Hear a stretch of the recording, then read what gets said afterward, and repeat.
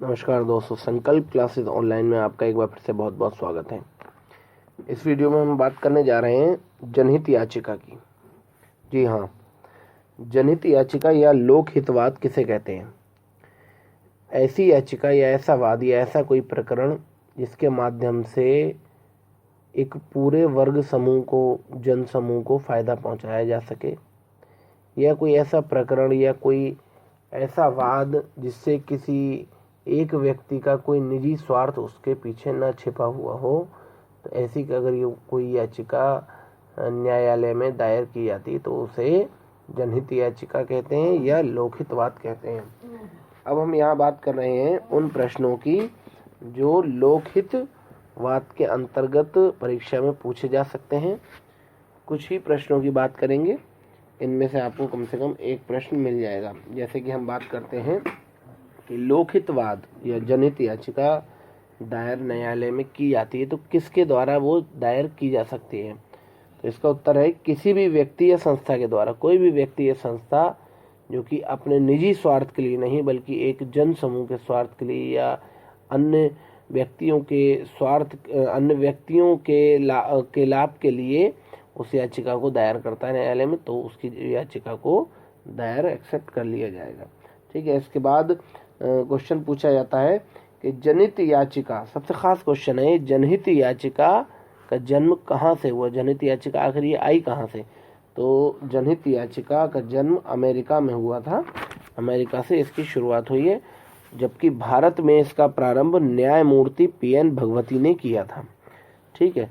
तो भारत में इसका प्रारंभ न्यायमूर्ति पीएन भगवती ने किया था। जनहित याचिका किस न्यायालय के समक्ष दायर की जा सकती है? तो इसके लिए है उच्च न्यायालय या उच्चतम न्यायालय, हाई कोर्ट या सुप्रीम कोर्ट, दोनों में से किसी भी न्यायालय में ये याचिका दायर की जा सकती है। साथ ही इसमें सबसे खास बात यह है कि ये याचिका केंद्र सरकार, राज्य सरकार और नगर पालिका परिषद या किसी भी सरकारी विभाग के विरुद्ध दायर की जा सकती है। बस उसमें किसी का निजी स्वार्थ छिपा हुआ नहीं होना चाहिए। इसके अलावा इसमें एक बहुत खास क्वेश्चन ये पूछा जाता है कि क्या लोकहितवाद या जनहित याचिका पत्र लिखकर याचिका दायर की जा सकती है? तो हाँ, इसका उत्तर है हाँ, पत्र लिखकर भी याचिका दायर की जा सकती है। ये People's Union for Democratic Rights बनाम भारत संघ 1982 के अंतर्गत उच्चतम न्यायालय ने निर्धारित किया था कि पत्र लिखकर भी जनहित याचिका दायर की जा सकती है। इसके बाद हम बात करते हैं, तो एक सवाल आता है, किस वाद में उच्चतम न्यायालय ने कहा कि जनहित याचिका को एक बार दायर करने के बाद वापस नहीं लिया जा सकता?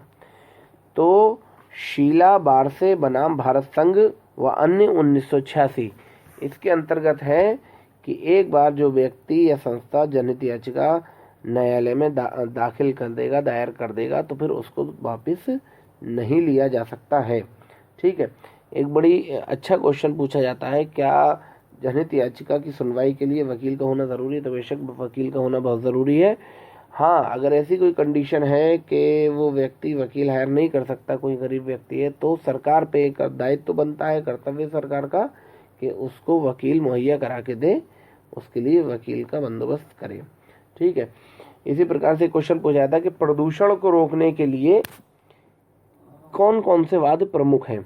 ठीक है। तो इसमें दामोदर राव बनाम एसओ कॉरपोरेशन हैदराबाद, तरुण भगत सिंह बनाम भारत संघ और मुरली एस देवरा बनाम भारत संघ।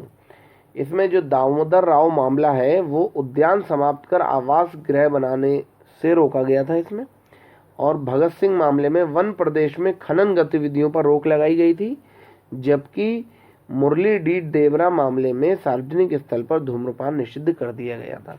ये तीनों ही मामले प्रदूषण को रोकने के प्रदूषण से संबंधित थे। इसके बाद एक सवाल पूछा जाता है कि किस वाद में प्रस्तावना को संविधान का अभिन्न अंग माना गया है? ये बहुत फेमस है, ये मूल विधि का भी प्रश्न है, साथ ही साथ संविधान का भी प्रश्न है। केशवानंद भारती का जो वाद है उसके अंतर्गत प्रस्तावना को संविधान का अभिन्न अंग माना जाता है। ठीक है। इसके अलावा और भी अन्य प्रश्न पूछे जाते हैं, बट जो मेन खास प्रश्न है वो हमने आपको बता दिए। इसमें से आपको बड़े आराम से एक या दो क्वेश्चन, एक क्वेश्चन बहुत आराम से मिल जाएगा। एक क्वेश्चन है कि निम्नलिखित किस वाद में आपराधिक मानववध और हत्या में अंतर स्पष्ट किया गया है? तो रेग बनाम गोविंदा। ठीक है। हाँ, एक बड़ा खास क्वेश्चन है कि उच्चतम न्यायालय ने ट्रांसजेंडर यानी जो तीसरा लिंग है किन्नरों को जो स्वीकार किया है, तो ये किस वाद के अंतर्गत स्वीकार किया है? इनको अधिकार और आरक्षण देने का प्रावधान भी है। तो नालसा बनाम भारत संघ, इसके अंतर्गत किन्नरों को ट्रांसजेंडर यानी तीसरे लिंग के रूप में स्वीकार किया गया है। तो इस प्रकार से आप जनहित याचिका को भी तैयार कर सकते हैं और ये प्रश्न आपके लिए बहुत उपयोगी है और तैयारी कीजिए। आपकी परीक्षा के लिए बहुत बहुत शुभकामनाएं।